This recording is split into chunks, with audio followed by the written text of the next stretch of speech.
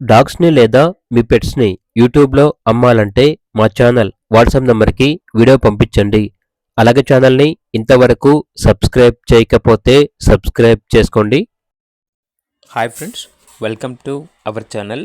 ఈరోజు మీకోసం షిజ్జు పప్పీస్ అనేవి అమ్మకానికైతే తీసుకురావటం జరిగింది.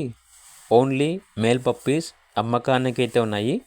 పప్పీస్ యొక్క ఏజ్ వచ్చేసి 47 డేస్. డీవార్మింగ్ కంప్లీట్ అయింది.